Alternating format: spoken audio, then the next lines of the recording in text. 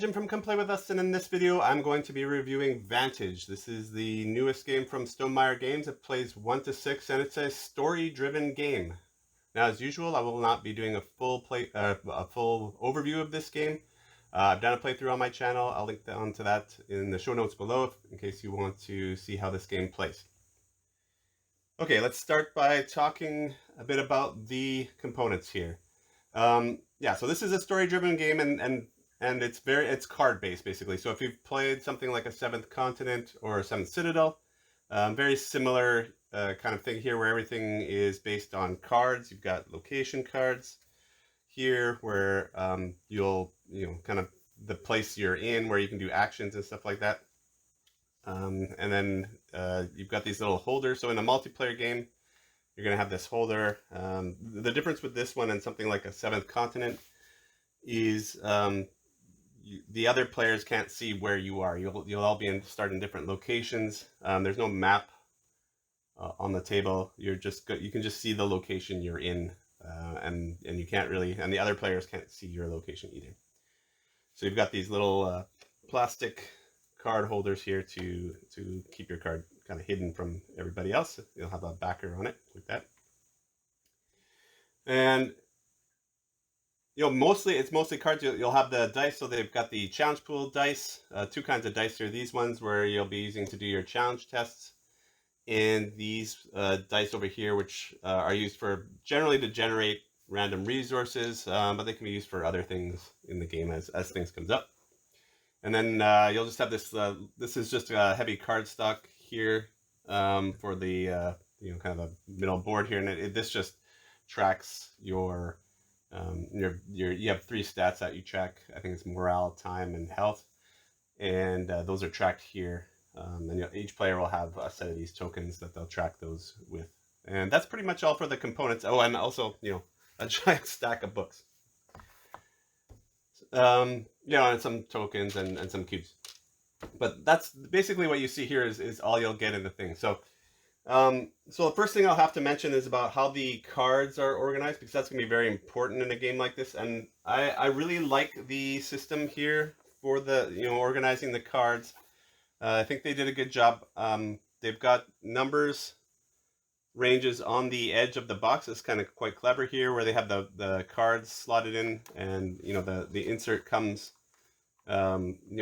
it's a pretty good insert for holding the cards, and it keeps everything organized really well. So you know what card ranges there are. These cards lay flat in the box when you put it away, and you just kind of stand them up when you're going to play. And then there's some spots for tuck boxes here. But when they unboxed it and I had to set it up, it was all the cards were already kind of in the right spot, and you just had to pull the packaging off and put them back in. So it was really quick and easy to get the box set up, and the cards are really well organized. And I never had a hard time finding cards in there. So I think that they did a good job, on the storage system and organizing the box and how it's all organized. Also, I also like to mention that the cards are not plastic wrapped. They've gone to a paper tab kind of thing, and I really like that. It's environmentally friendly, but even beyond that, I think it's more user friendly. I really hate trying to pry the plastic off of cards, and especially if they don't have a tab on them or something like that. And even if they do, sometimes the tab pulls off and it makes it difficult to unwrap that. I really like the move to the paper packaging. It's much easier to get off the cards, and don't have to feel bad about throwing a bunch of plastic in the garbage. So I really like that. So I wanted to mention that. The other cool thing is, so they got all these books here. So it's a story-driven game, so there's lots of books with text in them. This system is pretty good. Each book corresponds to different actions. So you're going to have, there's 6 different types of actions you can take. And so you have 6 different books here, and then you've got a couple other books for like secret stuff. The thing I like about these books are, not that one, but they all have a player aid on the back. So there's 6, I guess there's 7 books. So 6 of them have a player aid on the back. So there is a player aid in the game for each player. Awesome, because they always miss that out. You'll get 1 or 2 player aids for 4 or 5 player game. This is up to 6. Not that I'd ever played at 6, but there's 6 player aids on the back. on the back of these books, so everybody can have a play rate. I really like that. Awesome.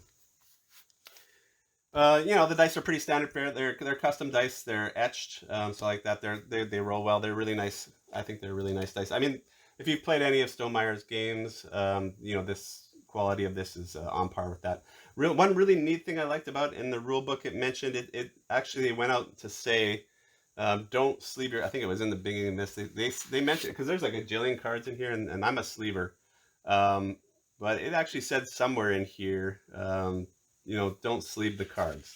Like they literally said, don't waste your money. Oh yeah, right here at the bottom here. The cards in Vantage are never shuffled, so no sleeves are necessary. Replacement parts can be requested via the forum at Stonemaier Games, blah blah blah. So that's awesome. Like as a sleever, I don't generally sleeve games like this. I only, like for something like Seventh Citadel, Seventh Continent, I only sleeve the cards that you shuffle, the ones that you play with. I didn't sleeve all the rest because I think that would be insane. This one, there's no shuffling at all, so yeah, it doesn't make sense to sleeve this, in my opinion. And it's good on them to kind of mention that in the rule book, and to say, hey, if you tear a card or whatever, you can just email us or whatever, and we'll send you some replacement. So that is awesome. I thought I'd mention that. That's all I want to say about the components. So let's talk a bit about the mechanics. Mechanics for this game are really streamlined, so they're really kind of getting the mechanics out of the way of the story here, right? Because this game's about story. It's not really about gameplay so much. I'm not going to say there's no gameplay in here, but it's more about the story. And I feel like the mechanics in this game kind of fade into the background and allow that story to come out. So how does it work? Well, basically every turn, you're gonna have rounds where you go around the table, and every turn all you're gonna do is do one of the actions. And so you can do one of the actions that's on the location. There's generally 6 there, plus you got the move action you can take to move to another location. You've got actions on your kind of tableau cards that you collect throughout the game, and then there's going to be some actions on the missions and destinies in the central board here that you'll have for the game. And that's it. So you just pick one of those actions and you'll do it, or you'll move. It's pretty simple. When you take an action, somebody, if you're playing solo, you just read it yourself, or somebody's gonna read the bold part of the action for you in the book, which will give you kind of like what the difficulty is, and then kind of a good description of the action you're doing, and then you're just gonna take the difficulties too. You're gonna grab 2 dice from the challenge pool. And you can reduce that if you have these tokens here you can get that are related to the different action types. So if you want, you can spend some of these tokens to reduce the number of dice you have to roll, and then you just roll the dice and take your penalty. So that's the other interesting thing about this game, is you never fail a test per se.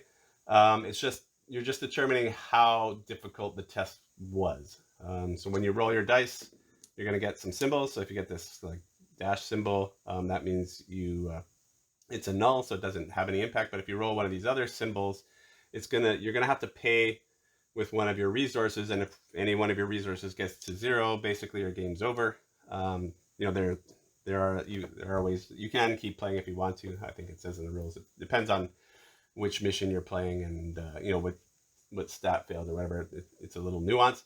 But generally, that's it. So you're kind of managing these 3 stats here to keep them above 0, and you're just the more dice you roll, of course, is the harder the test is, and the more you have to spend for it. There is ways to mitigate that, so that's where your tableau kind of comes in. The cards that you collect will have little spots on them where you can slot dice. So I might have like this spot here says when I go fishing, I can slot a die here, and then I get a cube on this card, which is called the boost. And so you'll have a bunch. So as you're building your tableau, you can build your tableau around kind of the different abilities to mitigate for doing, for your play style. So you can, I guess you can generalize. So you have mitigation for, all the actions, or you could say, okay, if you're playing with multiple people, I guess you could say, oh, I'm going to focus on, kind of fighting or searching or whatever, and then you can kind of build your tableau to mitigate just that action, and then be really good at that kind of thing. And that's basically it. I mean, it's the only other mechanics in this game are these boost tokens. As a free action, you can spend these to do an action on the card. It'll tell you spend 1 cube to do this or spend 2 cubes to do that, and you're kind of managing the cubes on these cards. That's the only other really mechanics in the game, and the whole game kind of flows out of those.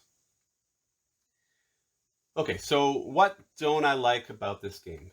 I guess this game has the same kind of problem that you would get with 7th Citadel or 7th Continent. I'm going to be referencing that game a lot because there's a lot of similarities between these games. In that, there is a lot of cards. You're going to be fishing cards out a lot. Whenever you move a location, you're going to have to put your card back, fish a new card back out. They do include these kind of dividers that you put. So each player has a divider. So when, whatever location they're at, they're going to slot this divider in where it is so you can easily swap the locations out based on your divider. So that works quite well. They do recommend that one person manages the cards so you're not having to, move this giant box around the table. That makes sense. But yeah, it's going to be this kind of similar to, it's not as bad as 7th Continent because you remember you're not keeping the locations on the table in this game. You're only ever going to have one location in front of you, so it's not like you got to reset 30 cards. When you, like, I think in 7th Continent, when you went into like a cave or something, all the cards came out, and then you're not going to have anything like that. You really only have to deal with one card at a time, but that can be a bit fiddly, flipping the cards in and out. But I think I think the whole reason they've gone to this like first person view where you only have one card in front of you is to kind of limit that that filing aspect of the game, and I think it is not as bad here as it is in like 7th Continent or 7th Citadel. That's the only thing from my perspective that I don't like. Other people might not like. If you're not into story-driven games, I don't think this game, like if you don't like, if you didn't like 7th Continent because of the story part, I mean, this doesn't have the survival aspect that 7th Continent had. But if you didn't like that wide open, not knowing where to go, bits of story kind of thing in 7th Continent, or Sleeping Gods is another one very similar where you're just, wandering around and doing stuff, then you're not going to like this, because this is kind of similar to those kind of games where you just pick a direction, go wherever you want, do some actions, see what happens, read a bunch of story, and have a cool little adventure. So yeah, if you don't like those type of games, then I would stay away from this game. And of course, if you don't like dice rolling, like this isn't roll to resolve per se. It's a little different. I like that fact that you're always going to succeed, so you never fail a test in this. It's just, oh, how much is it going to cost me? So I think that mitigates. So if you don't like roll to resolve, you might still like this because you're never going to fail a test. It's just how much you pay for it. But the dice luck can get you sometimes. Like in this game here that I've got, I'm not too far into this game, but you can see my stars already at 1. I'm 1 away from losing. Just because I kept rolling stars. It happens, and you can only mitigate things to a certain point. So there is that luck aspect to the game, and it's not easy to move these things back up. Okay, so that's all I want to say about things I don't like about this game. What do I like about this game? Okay, first of all, I gotta tell you that this is my favorite genre of games. So, it's going to color my review a bit that, I love story-driven games. So this is definitely my cup of tea. When I saw this was coming out from Stonemaier, I was very interested because I do like Stonemaier. I like most of Stonemeier's games. I don't like all their games, but, I do think they produce a very high-quality game. And in general, I do really like their games. So, I was really interested to see their take on a story-driven game. And man, I think they really nailed this. So what do I really like about it? I like the fact that this one is a single, I'm not going to say it's a short session, but it's a single session game. So most of the other story-driven ones I have, so something like Sleeping Gods, which is, that's another one that's kind of similar to this, where you get little story blurbs and you can go in any direction you want. But I mean, that one, it's about 12 hours to play through the full game, so you can't really do it in a single session. I play most of these type of games solo.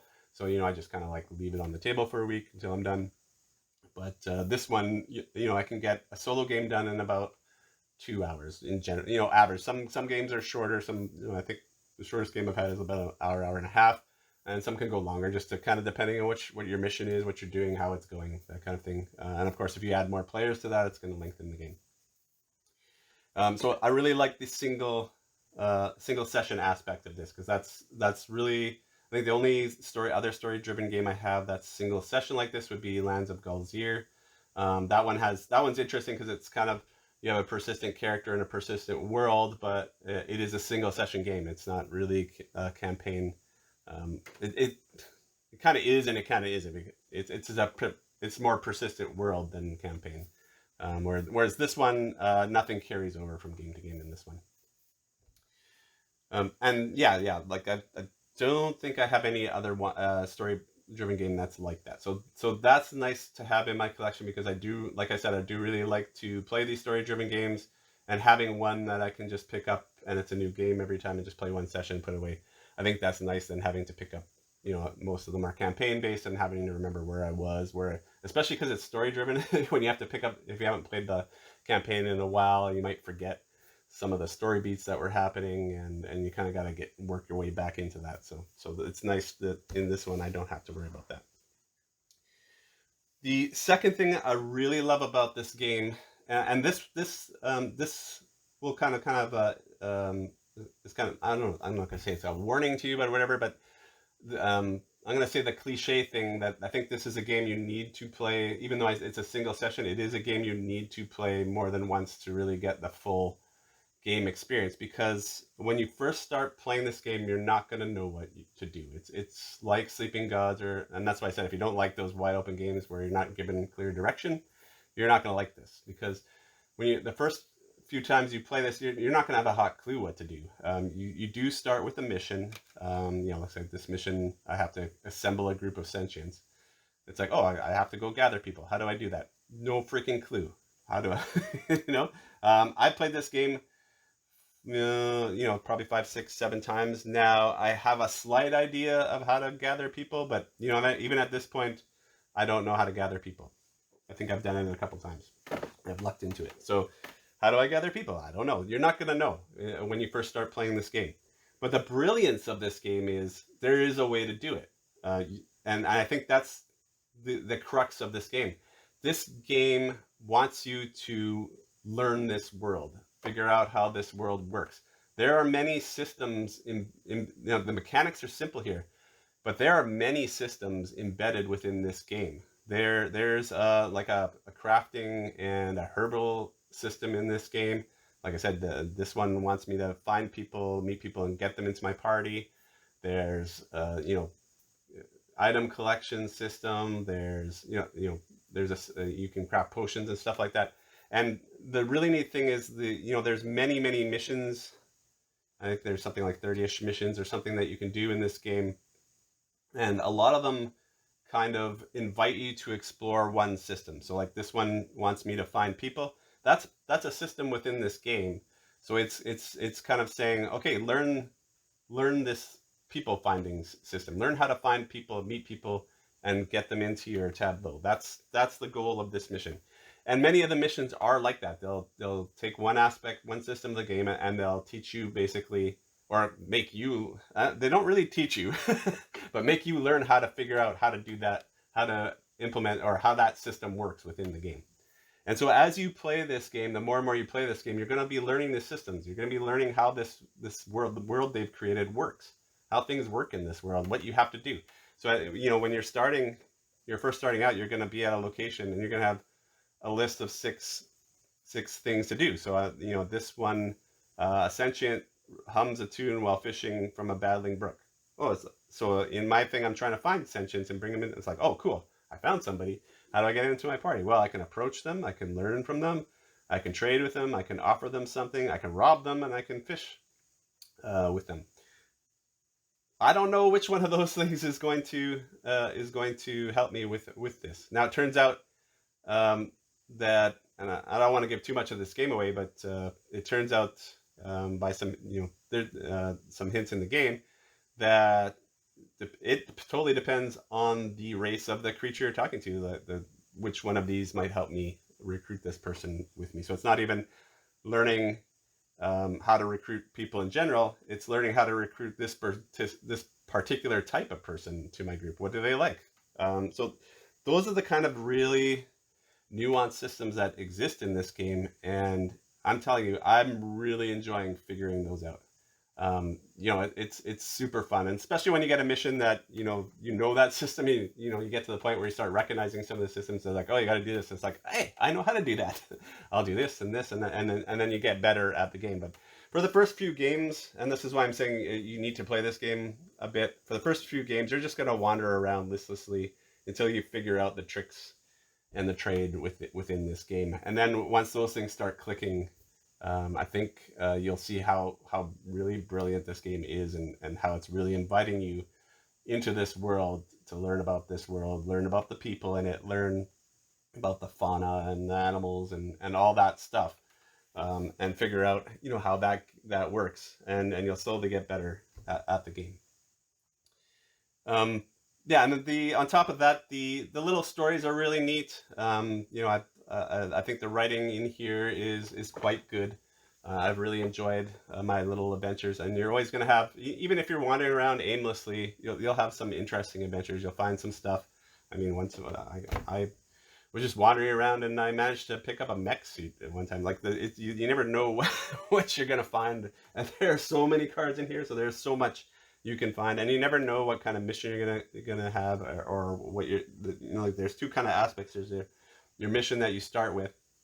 And I guess I should tell you how you win this game. You can win this game by just completing your mission, but you can get an active. You'll also be invited to have a destiny, to complete a destiny. If you can complete both a mission and a destiny before one of these traits run out, then you'll get an epic victory. So, but it's really not. I mean, it does kind of give you a goal then to go for, and so it's not a total just wander around and do stuff kind of game. But at the same time, the fun about this game is kind of wandering around, finding stuff, and doing stuff. There's things you'll find in the game that I keep finding these chests at random locations. I have no idea what they have. I'm assuming they have to do with one of the missions or something about them. But yeah, that's just something you have to discover as you keep continually play this game. Okay, so overall, how do I feel about this game? I think you can probably tell as I just gushed about all the kind of like interesting stuff about this game. I love this game. I think this is one of the best story-driven games you can get on the market. Like I said, if one of the things you don't like about these games is they're generally campaign or take too long or anything like that, this one is a single session story-driven game. The other thing that if you're comparing this to like a Sleeping Gods or a Seventh Continent, this game is really, I mean, Seventh Continent was pretty simple, but I think some of the things that people didn't like about Sleeping Gods was, it had many mechanisms and it was quite complicated. They've streamlined this to the nth degree. You just have this one central mechanic with the challenge dice, and it works beautifully. Like, you can teach this game in about 10 minutes, and away you go, and you can have a grand adventure. And like I said, it's not that it's a simple game and there's nothing to it and it's just fluffy, adventure thing. No, there's really complex systems within the game, but the complexity is not in the mechanisms. The complexity is in figuring out how the world works, how the different systems in the world work. That is where the complexity lies, and then that is where the real genius behind this game is. I'm giving this game a 9. I think this game is brilliant. This one's staying in my collection. I'm going to be playing this one a lot, simply because I can just pull it out and play a one-off story, and it's always a fun little story that I have. Whether I win the mission or not. There's definitely, I think, if you're for kind of multiplayer versus solo, I think there are definitely some missions that are easier solo and some missions that are easier with multiple people. So, and that could be random depending on what you get. But like I said, even if I lose a game, I still have a fun adventure. So I just really love this game. I can't wait to see where Stonemaier really good at putting out expansions and kind of building on their games. So I'm really kind of interested to see what they do with this next. I know it just came out, but they tend to follow fairly quickly with expansions. So I'm kind of wondering, what are they going to do this next? I hope they keep it streamlined like this is, and maybe just build on the story or something like that. But yeah, this one's a winner. I think Stonemeier's got another hit here. This is a really awesome game. As usual, thanks for watching, and I'll catch you next time.